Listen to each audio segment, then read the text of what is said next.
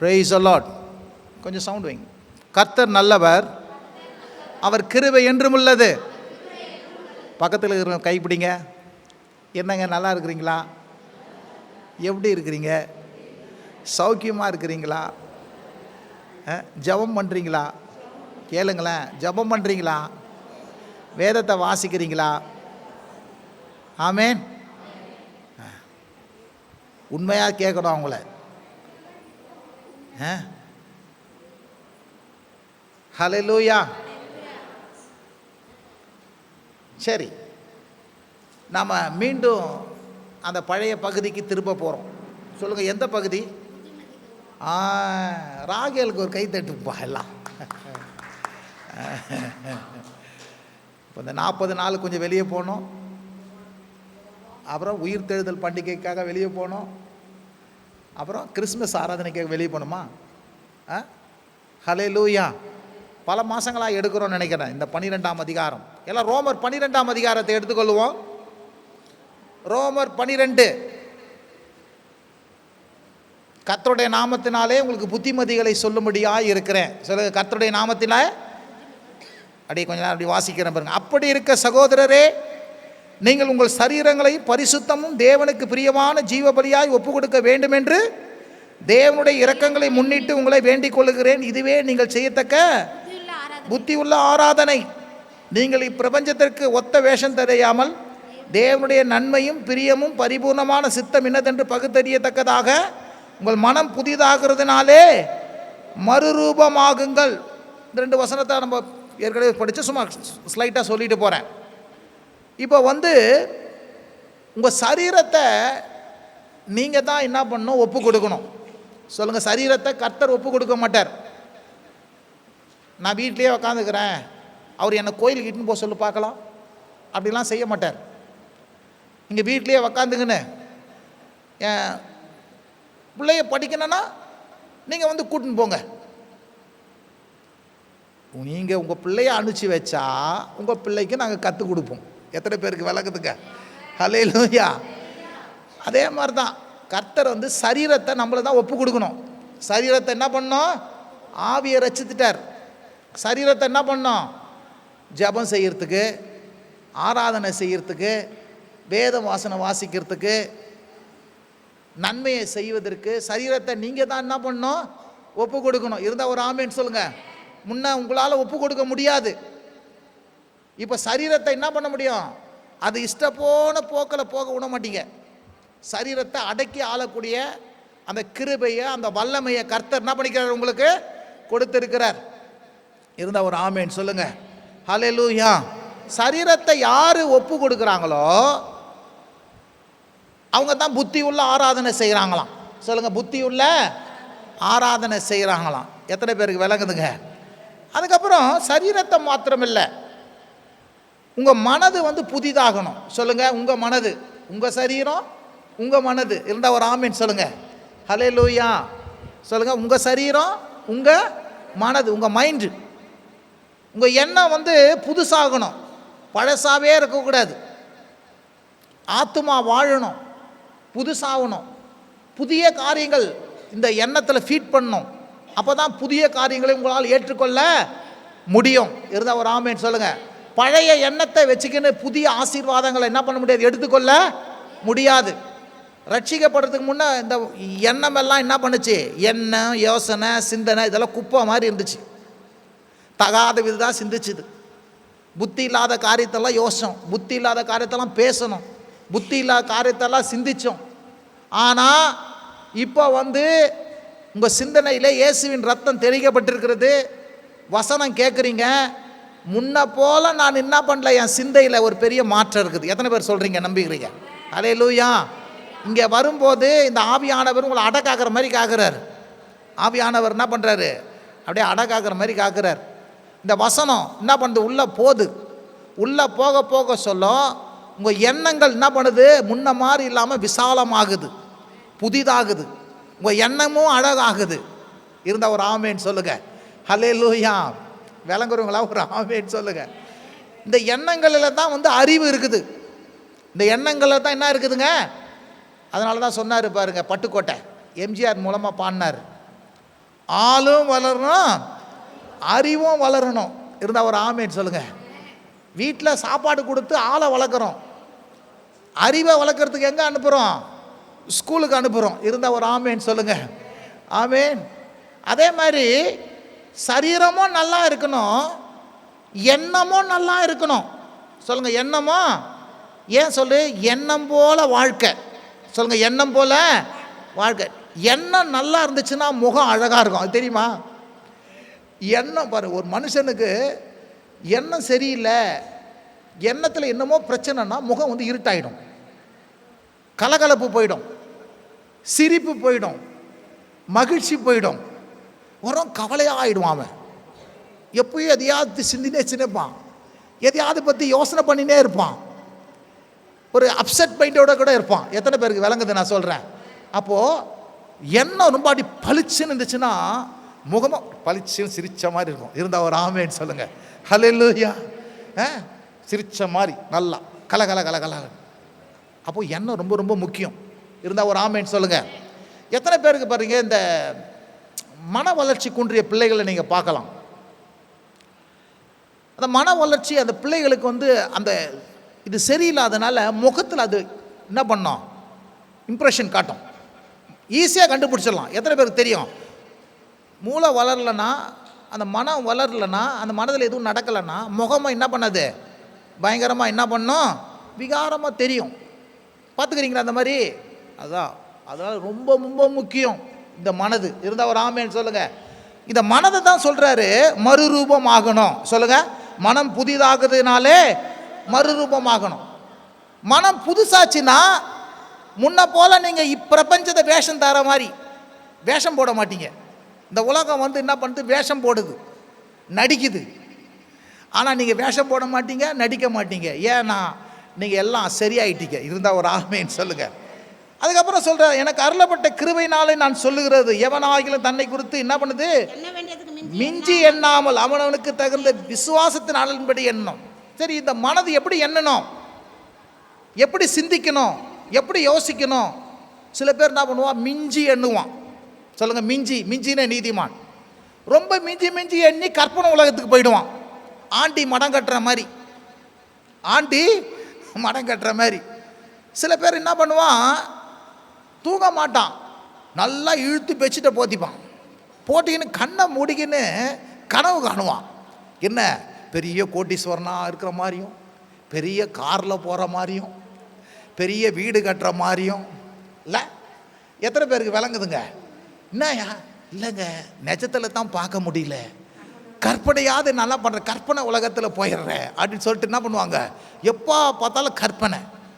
ஏன்னா அவங்களுக்கு எப்போது என்ன பண்ணுவாங்க? இல்லாத பொல்லாத பேசுவான். சில பேர்கிட்ட பேசினாலே தலைவலி வரும்.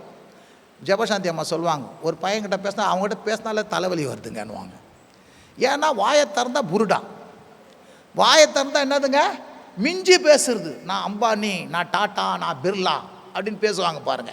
இப்படி பேசுகிறவங்கள பார்த்தாலே நமக்கு தலைவலி வந்துடும். ஏன்னா நல்லாவே தெரியும் அவன் போய் பேசுகிறான்னு. மிஞ்சி எண்ணுவாங்க, தன்னை குறித்து என்னது? மிஞ்சி எண்ணுவாங்க. நான் யார் தெரியுமா, எங்கள் அப்பா யார் தெரியுமா, எங்கள் அம்மா யார் தெரியுமா, நான் எந்த ஊர் தெரியுமா, என்ன ஆப்போம், அப்படி இப்படிலாம் என்ன பண்ணுவாங்க? எண்ணினே அந்த மாதிரிலாம் எண்ணவே கூடாது. என்னது? மிஞ்சி எண்ணவே. சரி, அப்படின்னு எப்படி, எந்த அளவில் எண்ணணும்? How to measure our thinking அப்படின்னா எந்த அளவில் எண்ணணும்னா, என்ன விசுவாசத்தை கொடுத்துருக்கிறாரோ அந்த விசுவாசத்தின் அளவின்படி தான் எண்ணணும். இருந்தால் ஒரு ஆமேன்னு சொல்லுங்கள். ஹல்லேலூயா. நான் இப்பயே வந்து நான் ஒரு ஃபேஸில் போயிட்டு நான் ஒரு இடம் வாங்க போகிறேன். என்னதுங்க? ஃபேஸில் போயிட்டு என்ன பண்ண போகிறேன்? ஒரு இடம் வாங்க போகிறேன்.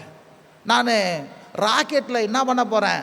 சுற்றுலாவுக்கு போக போகிறேன் அப்படின்னு சொன்னான்னு வச்சுங்களேன், ரொம்ப பெருசாகுதப்பா ஆலம்பல் அப்படி தானே சொல்லுவீங்க. எத்தனை பேருக்கு விளங்குதுங்க? என்ன விசுவாசம்? இப்போ என்ன பண்ண முடியும்? ஒரு ஃப்ளைட்டில் போகலாம், ஃப்ளைட்டில் போய் என்ன பண்ணலாம்? கொஞ்சம் சுற்றி பார்த்துட்டு வரலாம், அவ்வளோதான். நானும் ராக்கெட்டில் போய் நான் ஃபேஸில் போவேங்க அப்படிலாம் நான் கூட சொல்லவே கூடாது. அப்போ என்ன விசுவாசம் அளவு, அந்த அளவுக்கு தான் நம்ம என்ன பண்ணணும்? எண்ணணும். அப்போ 4ஆம் அதிகாரத்தில் வந்து என்ன பண்ணுறார்? ஒற்றுமையை குறித்து சொல்கிறார். 4:5 எப்படி வந்து ஒரு சரீரம் அநேக அவயங்கள் இருக்குது, எல்லா அவயங்களும் ஒரு சரீரத்தில் இருந்தால் தான் அது என்னது? சரீரம். எல்லா அவயங்களும் ஒன்றுக்கு ஒன்று ஒத்துமையாக இருக்கணும். ஒன்று என்ன பண்ணக்கூடாது, தாழ்த்தக்கூடாது, ஒன்று உயர்த்தக்கூடாது, ஒன்று என்ன பண்ணணும், இசைந்த மாதிரி இருக்கணும். அதே மாதிரி தான் சபையில் என்ன பண்ணுறோம், நம்ம எல்லாம் ஒத்துமையாக இருக்கணும், யூனிட்டியாக இருக்கணுன்றதுக்காக சரீரத்தையும் சபையும் குறித்து என்ன பண்ணுறாரு 4:5 என்ன பண்ணுறாரு, பேசுகிறார். அதுக்கப்புறம் நமக்கு கர்த்தர் என்ன பண்ணுறார், சபையில் வரங்களை கொடுத்துருக்கிறார். நாங்கள் கிஃப்ட்ஸை கொடுத்துருக்கிறார், பரிசுத்த ஆவியினுடைய வரங்களை கொடுத்துருக்கிறார். இப்போ வரங்களை கொடுத்துருக்கிறபடினால ஒவ்வொருக்கும் வெவ்வேறு விதமான வரம் செயல்படும். ஒருத்தனுக்கு நல்லா பாட வரும், ஒருத்தனுக்கு நல்லா ஜெபிக்க வரும், ஒருத்தனுக்கு நல்லா வசனத்தை பிரசங்கிக்க வரும், ஒருத்தனுக்கு தீர்க்க தரிசனம் சொல்ல தெரியும், ஒருத்தனுக்கு ஊழியம் செய்ய தெரியும். இப்படி பற்பல வரங்களை கர்த்தர் என்ன பண்ணுவார், தருவார். இந்த வரங்களை கொடுக்கும்போது கூட நம்ம என்ன பண்ணோம், நான் தான் புசத்தி, அவன் ரொம்ப தாழை, அவன் ரொம்ப வேஸ்ட்டு, நான் தான் பெரிய ஆள், அப்படிலாம் நம்ம என்ன பண்ணக்கூடாது, சொல்லவே கூடாது. சொல்லுங்கள், என்ன பண்ண சொல்லவே கூடாது. இதெல்லாம் பார்த்தோம். இன்றைக்கி 9 நம்ம பார்க்க போகிறோம். 9ஆம் வசனம். உங்கள் அன்பு மாயமற்றதாக இருப்பதாக தீமையை வெறுத்து நன்மையை பற்றி கொண்டிருங்கள். சகோதர சிநேகத்திலே ஒருவருக்கொருவர் பட்சமாக இருங்கள். கனம் பண்ணுகிறதிலே ஒருவருக்கொருவர் முந்தி கொள்ளுங்கள். திரும்ப படிப்போமா, எல்லாம் சேர்ந்து படிங்க. உங்கள் அன்பு மாயமற்றதாக இருப்பதாக தீமையை வெறுத்து நன்மையை பற்றி கொண்டிருங்கள். சகோதர சிநேகத்திலே ஒருவருக்கொருவர் பட்சமாக இருங்கள். கனம் பண்ணுகிறதிலே ஒருவருக்கொருவர் என்ன பண்ணுங்க, முந்தி கொள்ளுங்கள். ஹல்லேலூயா. ஒரு 5 காரியத்தை இந்த சொல்றார். 2 வசனத்தில் 5 காரியத்தை சொல்றார். கவனிங்க, ரொம்ப அற்புதமான புத்திமதிகள். அன்பு மாயமற்றதா இருப்பதாக. சொல்லுங்க, அன்பு என்ன பண்ணுதுங்க, அன்பு ஆர்டிஃபிஷியலாக இருக்கக்கூடாது. அன்பு என்ன பண்ணக்கூடாதுங்க, அது பாரு, இந்த பூ ஆர்டிஃபிஷியல் பூ, இதெல்லாம் ஆர்டிஃபிஷியல் பூ, அது ரொம்ப நாளைக்கு நிற்கும், எல்லாத்துக்கும் தாக்கு பிடிக்குது. அந்த ஒரிஜினல் பூ நிற்கமா, காலில் வச்சோன்னா நல்லா மனம், இதுக்கிட்ட மனம் விஷமா, இதுக்கிட்ட தேனி வருமா, எதுவும் வராது. ஆனால் ஒரிஜினல் பூ வந்தால் எறும்பு வரும், வாசனை வரும், பார்க்குறதுக்கே ரொம்ப அழகாக இருக்கும். எத்தனை பேருக்கு விளங்குதுங்க? ஹல்லேலூயா. அதே மாதிரி அன்பு எங்கேருந்து வருது அப்படின்னா, உங்கள் உள்ளத்திலிருந்து வருது. எங்கேருந்து வருதுங்க அன்பு? உள்ளத்திலிருந்து. கவனிங்க, தூங்காதீங்க, ஆவியிலேருந்து வருது. வேலையில் எப்படி தூங்குவீங்களா? வேலையில் தூங்குனா போப்பா கெட் அவுட், தூங்குற ஆள் எனக்கு வேணாண்டுவான். தூங்கக்கூடாது, வசனத்தை கேட்கணும். டயர்ட் தான் இருக்க தான் செய்யும், கொஞ்சம் வசனத்தை கேளுங்க. அல்லேலூயா. அன்பு என்ன பண்ணோம், மாயமற்றதாக இருக்கணும். சில பேர் அன்பு இருக்கிற மாதிரி நடிப்பான். ஆண்டவர் அன்பு இருக்கிற மாதிரி நடிக்க சொல்லலை. சில பேர் நடிகர் திலகங்கள் இருக்கிறாங்க, வாழ்க்கையே ஃபுல்லாக என்ன பண்ணுவாங்க, ரொம்ப நடிப்பாங்க. ஆளை பார்த்துட்டு இப்போ தாங்க உங்களை நினச்சேன், வந்துட்டீங்க. சில பேர் நிறைய நேரம் கேட்டுதான், சாப்பிட்டு போங்கன்னுவான். ஒரு நாளும் தண்ணி கூட எடுத்து தர மாட்டான். என்னது செய்யக்கூடாது, சொல்லக்கூடாது. சில காரியங்களை செயலில் காட்டணும். சாப்பிட்டு போங்கலாம் கிடையாது. சில வீட்டில் போனோடனே சாப்பிட்டு போங்கலாம் கிடையாது, உடனே எடுத்து என்ன பண்ணுவாங்க, கொடுத்துருவாங்க. இருந்தால் ஒரு ஆமேன், பேச்சே கிடையாது. இருந்தால் ஒரு ஆமேன் சொல்லுங்க. ஹல்லேலூயா. அன்பு ஆக்டிங் பண்ணாது. அன்பு என்ன பண்ணாதுங்க, நடிக்கக்கூடாது. அன்பு இருக்கிற மாதிரி வேஷம் போடக்கூடாது. ஆண்டவர் சொல்கிறாரு, எப்பா உனக்கு அன்பு இருக்குது. சொல்லுங்க, அன்பு இல்லைன்னு, அன்பு இருக்குது. சொல்லுங்க, பக்கத்து சொல்லுங்க, அன்பு இருக்குது. அந்த அன்பு இருக்கிற அன்பை நடிப்பாக மாற்றாத, ரியலாக இருக்கு. ரியல் அன்பு இருக்கக்கூடாது, ரியல் அன்பு இருக்கணும். இருந்தால் ஒரு ஆமேன்னு சொல்லுங்க. ஹல்லேலூயா. சம்சாரமானாலும், பிள்ளைகளானாலும், தாயானாலும், தகப்பனானாலும் அன்பு கூறுற மாதிரி ஆக்டிங் பண்ணா, டே போடா, நடிக்காதடா, உன்னை பற்றி எனக்கு தெரியாதாடா, வேசக்காரா.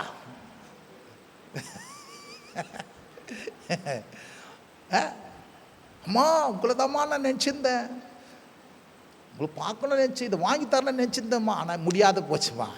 இதே எத்தனை வருஷம்னா நான் எங்கள் அம்மாவை அடிக்கடி பார்த்து சொல்லுவேன், அம்மா உனக்கு ஒரு வீடு கட்டி கொடுத்துட்றோம்மா, நீ அங்கே இங்கெல்லாம் போக தேவையில்ல, மேலேயே வீடு கட்டி கொடுத்துட்றாங்க இருன்னு சொல்லுவேன். ஆனால் முடியாத போச்சு, நிறைவேறாத ஆசையாக போச்சு. இது எங்கள் அம்மாவும் சில நேரத்தில் கேட்டுக்கிறாங்க, எத்தனை வருஷம் தான்டா இதை சொல்லியிருப்பேன் எனக்கு. உண்மையிலே கட்டி கொடுக்கணும்னு ஆசை, அது நிறைவேறாத போச்சு. என்னதுங்க, அது நிறைவேறாத போயிடுச்சு. அவங்களும் சில நேரத்தில் கேட்டுக்கிறாங்க, ஏன்னா ஒரு சொந்த வீட்டில் உட்கார வச்சியாடா எனக்குன்னு ஒரு தனி ரூமை கொடுத்து அப்படின்னு கேட்டதெல்லாம் இருக்குது. அப்போது நான் சொல்கிறேன் பாருங்கள், அன்பு வந்து வேஷம் போடக்கூடாது. சொல்லுங்கள், அன்பு என்ன பண்ணக்கூடாதுங்க? வேஷம் போடுற அன்பை யாரும் விரும்பலை. உள்ளத்தில் வருகிற உண்மையான தூய அன்பு, ஆர்டிஃபிஷியல் இல்லாத ரியலான அன்பு நீங்கள் வந்து என்ன பண்ணணும், மக்கள் எதிர்பார்க்குறாங்க. அந்த அன்பை தான் நீங்கள் என்ன பண்ணணும், மக்களுக்கு காண்பிக்கணும். அந்த அன்பை காமிச்சா தான் உறவுகள் வந்து பலப்படும். அந்த அன்பை காட்டலைன்னா உறவுகள் என்ன பண்ணணும், பலப்படாது. நெகட்டிவாக சொல்கிறது உடஞ்சிரும். எத்தனை பேருக்கு விளங்குது நான் சொல்கிறது? இன்றைக்கி அநேக திருமணங்கள் தவறான விதத்தில் முறிவதற்கு காரணம் என்ன? இல்லைங்க, இந்த மனுஷன் கூட இவ்வளோ நாள் வாழ்ந்து வேஸ்ட்டாக போச்சுங்க. அன்பே இல்லைங்க, நடிக்கிறாங்க இந்த ஆள். எத்தனை பேர் நான் கவுன்சிலிங் போக சொல்ல கேட்டுக்கிறேன் தெரியுமா? நடிக்கிறாருங்க. அதனால் நான் சொல்கிறேன் பாருங்க, ஆண்டவர் சொல்கிற மாய் மாலம் இல்லாத, நடிப்பு இல்லாத, உள்ளத்தில் வருகிற ஒரு அன்பை இந்த உலகம், உண்மையான அன்பை எதிர்பார்த்து கொண்டு இருக்கிறது. இந்த கடவுளை அறியாத எல்லாருமே ஒரு உள்ளத்தில் அந்த அன்பு என்ன பண்ண முடியாது, வரவே முடியாது. ஏன்னா அதில் வந்து ஒரு விஷம் இருக்குது, பாவம் என்கிற விஷம் இருக்குது. ஆனால் உனக்கு வந்து அந்த விஷத்தை எல்லாம் எடுத்து போட்டு ஆண்டவர் என்ன பண்ணிக்கிறாரு, ரோமர் 5ஆம் அதிகாரத்தில் நீங்கள் வாசிக்கும்போது 26 நினைக்கிறேன், பரிசுத்த ஆவியானவர் என்ன பண்ணிக்கிறாரு, தமது ஆவியினாலே உன்னுடைய இருதயத்தில் அன்பை என்ன பண்ணிக்கிறாரு, ஊற்றி இருக்கிறார். ரோமர் 5ஆம் அதிகாரம் எடுங்க யாராவது.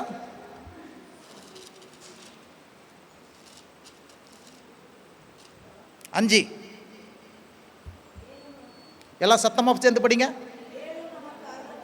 மேலும் நமக்கு அருளப்பட்ட பரிசுத்த ஆவியினாலே தேவ அன்பு நம்முடைய இருதயங்களிலே ஊற்றப்பட்டிருக்கிறபடியினால் அந்த நம்பிக்கை நம்மை வெட்கப்படுத்தாது. கவனிங்க, மேலும் ரட்சிக்கப்பட்ட பிறகு உங்களுக்குள்ள அன்பு இல்லைன்ற கிடையாது. தேவனுடைய அன்பு, கிறிஸ்துவின் அன்பு, பரிசுத்த ஆவியின் அன்பு, இந்த உலகம் பார்க்காத ஒரு தெய்வீக அன்பு உங்களுக்குள்ளே, எனக்குள்ளே, நம்முடைய ஆவிய ஆகிய இருதயத்தில் ஊற்றப்பட்டு இருக்கிறது. சொல்லுங்க, ஊற்றப்பட்டு இருக்கிறது. இருந்தால் ஒரு ஆமேன்னு சொல்லுங்க. இந்த உள்ளான அன்பு ஊற்றப்பட்டு இருக்கிறபடினாலே இந்த அன்பு வந்து வெளிப்பட வேண்டும். இருந்தால் ஒரு ஆமேன்னு சொல்லுங்க. ஹல்லேலூயா.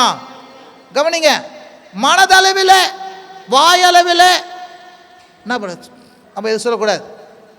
என்ன சொல்லுவாங்க, இல்லைங்க அவன் உள்ளத்துலேருந்து சொல்லங்க, சும்மா வாயில் சொல்கிறாங்க. இந்த சில பேர் என்ன பண்ணுவாங்க, வாயில் சொல்லுவாங்க. உள்ளத்திலிருந்து, அது ஆவியிலிருந்து சொல்லணும். இருந்தால் ஒரு ஆமேன்னு சொல்லுங்க. அன்பு எங்கிருந்து வரணுங்க, உள்ளத்தின் ஆழத்திலிருந்து வரணும். இருந்தால் ஒரு ஆமேன்னு சொல்லுங்க. உங்கள் பிள்ளைகளானாலும், குடும்பமானாலும், சபையானாலும், யாரானாலும் அன்பு உள்ளத்திலிருந்து ஊற்றப்பட்டிருக்கிறது.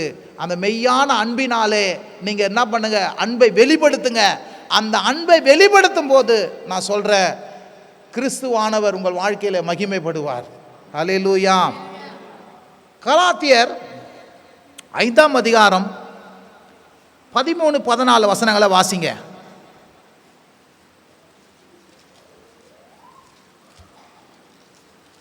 சேர்ந்து வாசிங்க. கலாத்தியர். சகோதரரே, நீங்கள் சுயாதீனத்திற்கு அழைக்கப்பட்டீர்கள். இந்த சுயாதீனத்தை நீங்கள் மாம்சத்திற்கு ஏதுவாக அனுசரியாமல் அன்பினாலே ஒருவருக்கொருவர் ஊழியம் செய்யுங்கள்.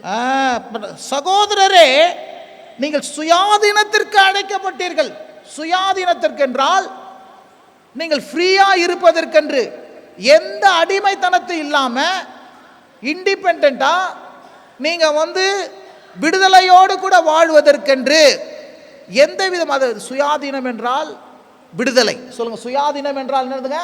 விடுதலை. இதற்கென்றே அழைக்கப்பட்டிருக்க, மாம்சத்துக்கு எதுவாய் அனுசரியாமல் அன்பினாலே ஒருவருக்கொருவர் என்ன பண்ணுங்க? ஊழியம் செய்யுங்கள். மாம்சத்தினாலே இல்லாம என்ன பண்ணது? நமக்கு கொடுத்திருக்கப்பட்டிருக்கிற இந்த ஃப்ரீடம். சொல்லுங்க, சுயாதீனம்னா என்னதுங்க? ஃப்ரீடம். இந்த ஃப்ரீடம் நம்ம மனுஷீகத்துக்கு ஏதுவாக என்ன பண்ணக்கூடாது? நடக்கக்கூடாது. மாம்சத்துக்கு ஏதுவாக நடக்கக்கூடாது. இருந்தா ஒரு ஆமேன்னு சொல்லுங்க. கர்த்தர் என்ன பாவத்தை மன்னிச்சிட்டாரு, நான் ஏசப்பா பிள்ளையா மாட்டேன், இனிமேல் நான் என்ன பண்ணுவேன்? என்ன ஒன்றா செய்வேன், எப்படி ஒன்றா வாழ்வேன். அப்படிலாம் நம்ம என்ன பண்ணக்கூடாது? மாம்சத்துக்கு எதுவாக என்ன பண்ணக்கூடாது?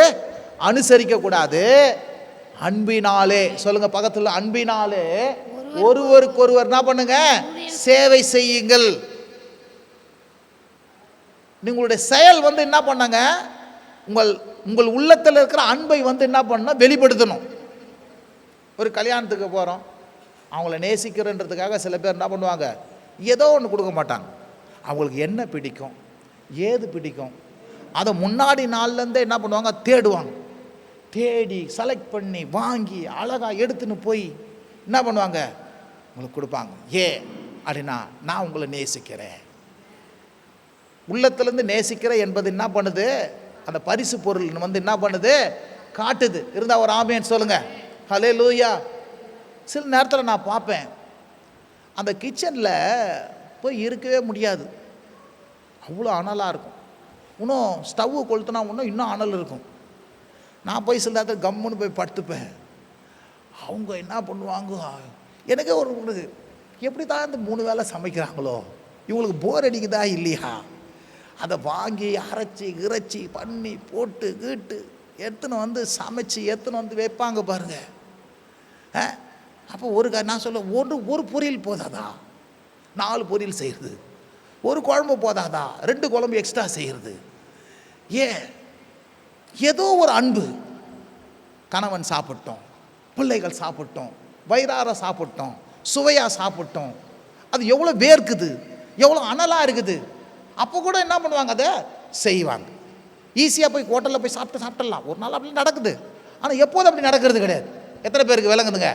அதே மாதிரி தகப்பனுடைய அன்பு பாருங்க.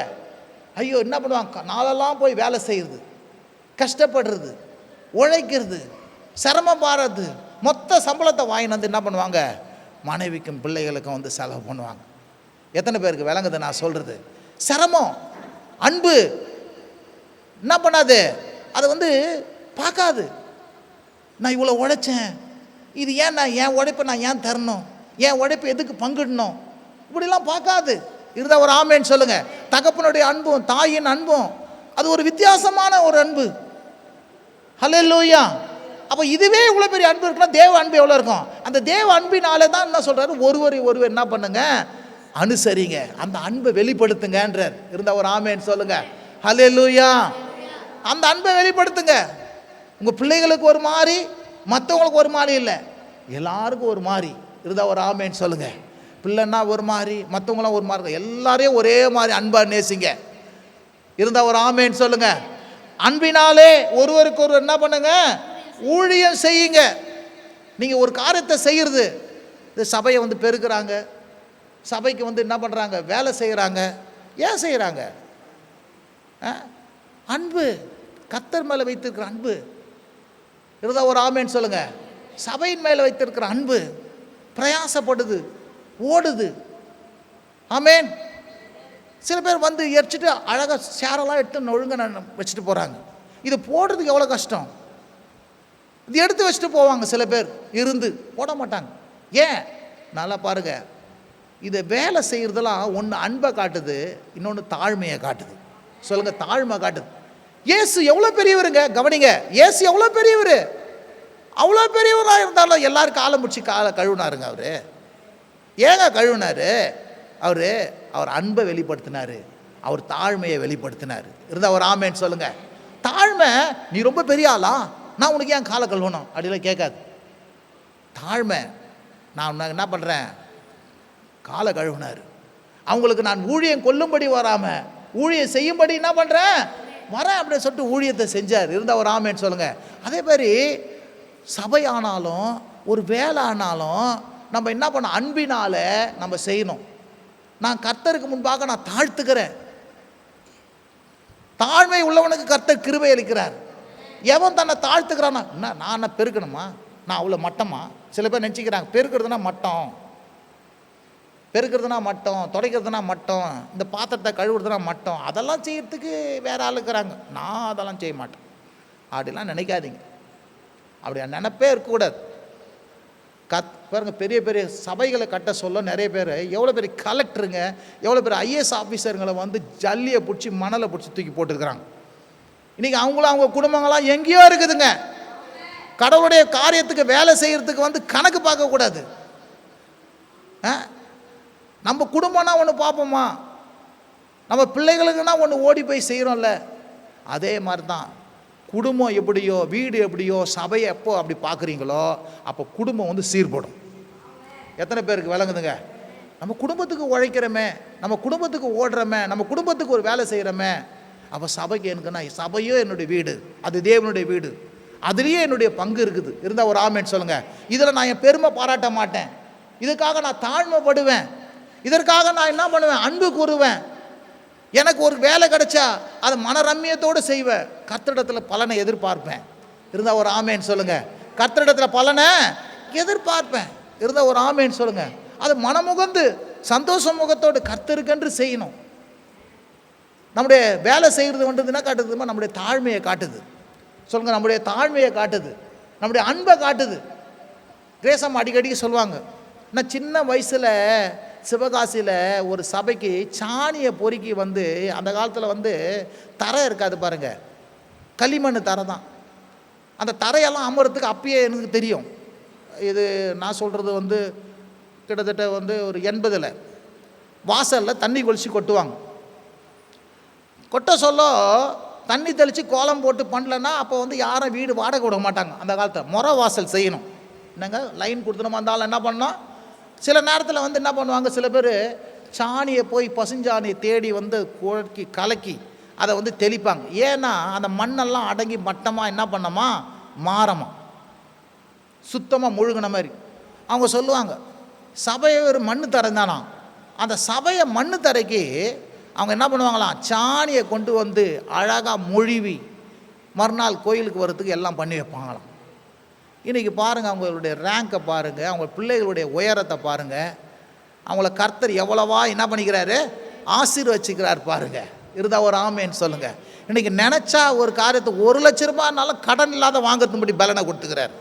நீதிமான் விரும்புகிற காரியம் அவனுக்கு. சொன்னாங்க, நான் வண்டி அன்றைக்கி ஒரு நாள் ஓட்டி பார்த்தேன்.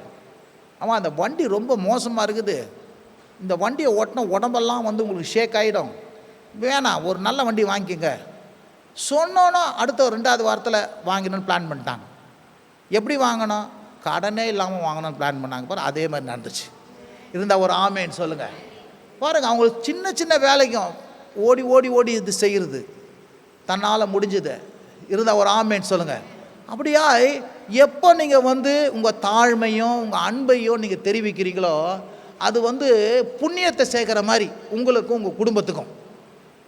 வெறுப்பை சம்பாதிக்காதீங்க, கோபத்தை சம்பாதிக்க. நான் எவ்வளோ பெரிய கோபக்காரன் தெரியுமா, நான் எவ்வளோ பெருமை பிடிச்சேன் பார் தெரியுமா, எவ்வளோ நான் வீம்புக்காரன் தெரியுமா, அதெல்லாம் காட்டாதீங்க. அன்பை காட்டுங்க. ஆமேன். தாழ்மையை காட்டுங்க. ஹல்லேலூயா. நான் எவ்வளோ பெரிய ஆள் அதெல்லாம் சொல்லாதீங்க. எப்போவுமே ஆண்டவர் புழுதியில் இருக்கிறவனை தான் கர்த்தர் எடுத்து என்ன பண்ணுறாரு, கோபுரத்துக்கு உயர்த்துகிறார். சின்னவன் சொல்கிறீங்களா, சின்னவன் பலத்த ஜாதி ஆவான், சின்னவன் பலத்த ஜாதி ஆகுவான். இருந்தால் ஒரு ஆமேன்னு சொல்லுங்கள். எப்போதும் சின்னவனே சொல்லுங்கள். இருந்தால் ஒரு ஆமேன்னு சொல்லு. நான் ரொம்ப பெரிய ஆள்லாம் என்ன பண்ணாதீங்க, சொல்லவே உங்களை பெரிய ஆள்னு நீங்கள் சொல்லக்கூடாது, மற்றவங்க சொல்லணும். இருந்தால் ஒரு ஆமேன்னு சொல்லுங்கள். ஹல்லேலூயா. சில பேர் எப்போ பார்த்தாலும் நான் பெரிய ஆளுன்ற மோட்டிங்களே இருப்பான். நான் அதெல்லாம் செய்ய மாட்டேங்க. என்ன செய்ய சொல்கிறீங்க? எவ்வளோத்துக்கு எவ்வளோ தாழ்மையை வெளிப்படுத்துகிறீங்களோ, அன்பை வெளிப்படுத்துகிறீங்களோ, நீங்கள் எல்லாராலும் வாசனை வீசுகிற மனுஷனாக மாறுவீங்க. இருந்தால் ஒரு ஆமேன்னு சொல்லுங்கள். சரியா? அதுக்கப்புறம் இங்கே வாசிங்க இன்னொரு வசனத்தை 14. ஆ. விரலன்